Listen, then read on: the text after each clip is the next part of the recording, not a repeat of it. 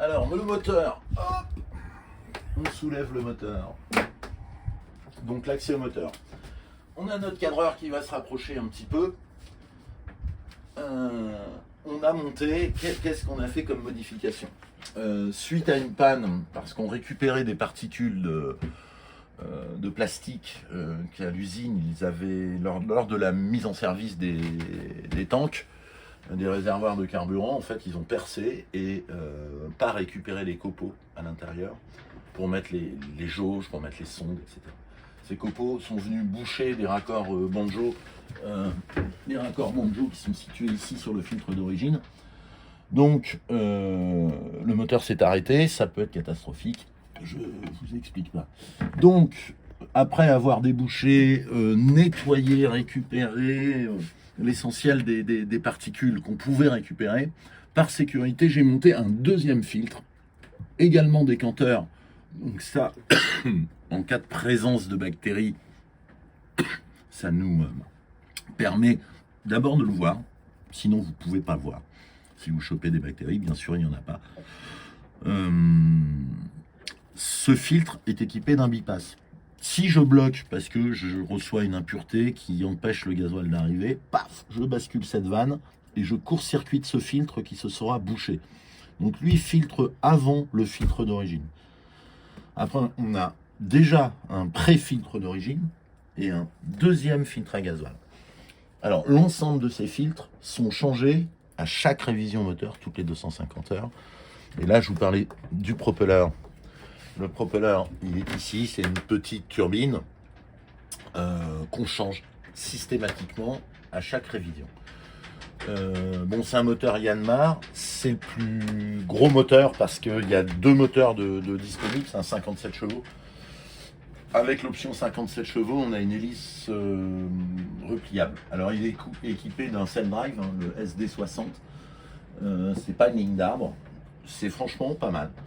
On a renouvelé cette batterie, non pas parce que elle était défaillante, mais dans notre système de charge avec l'alternateur, quand on demande 100 ampères, ça transite dans la batterie et ça descend en tension la batterie.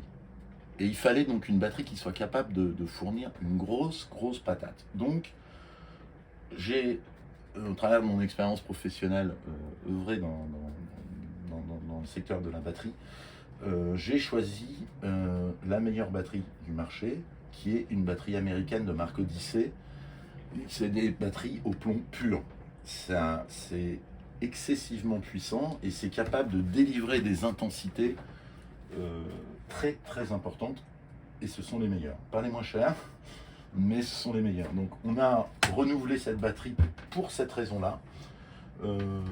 C'était les mêmes batteries qu'il y avait sur le guindeau et sur le propulseur des trafes. On était sur les mêmes produits. Donc voilà pour le moteur qui est parfaitement OK et au point. Maintenant, je peux éventuellement vous montrer le désalinisateur, ou plutôt le panneau de commande du désalinisateur. Alors, le panneau de commande du désalinisateur est ici.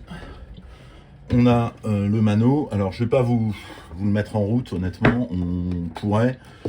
Et ce désalinisateur est équipé d'un mesureur de taux de sel. Ce mesureur de taux de sel est tombé en panne. Donc, Simple Water nous a envoyé sous garantie un nouveau modèle de mesureur de taux de sel. Et donc, on a une fonction sur qu'est-ce qu'on rentre comme taux de sel. Quand on atteint une valeur acceptable qui est fixée aux environs de 500 parties ppm, dans ces cas-là, on peut remplir. Et là, on a une vanne à l'intérieur. Donc, soit on rejette dehors tant que l'eau n'est pas potable, soit on bascule vers l'intérieur. Et on a deux vannes, le réservoir 1 et le réservoir 2. Voilà.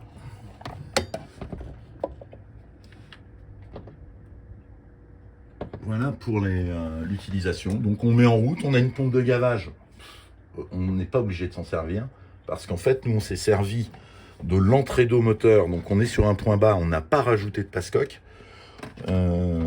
C'était un choix délibéré de ne pas percer le bateau, hein, de toutes parts. Et donc on récupère l'eau du refroidissement en moteur. On est sûr qu'il est au maximum dans l'eau et que même à la gîte, il ne va pas.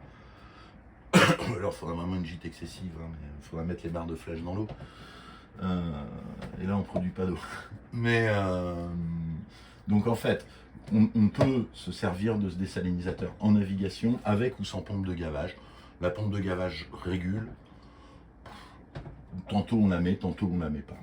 Une fois qu'on a allumé, on monte en pression tout doucement, jusqu'à atteindre une pression qui est stabilisée dans le segment vert du pressostat. Et ce qui nous amène à plus que 60 litres en fait. Et on a un compteur d'heures, donc on admet que par simple calcul, si on est à moitié réservoir sur un réservoir de 210 litres, il faut qu'on produise 100 litres, on sait qu'il va nous falloir 2 heures. On relève les heures au départ et 2 heures après, on sait parce que les jauges du réservoir de carburant sont précises. On n'a pas de problème. Sur les jauges des réservoirs d'eau, c'est pas parfait.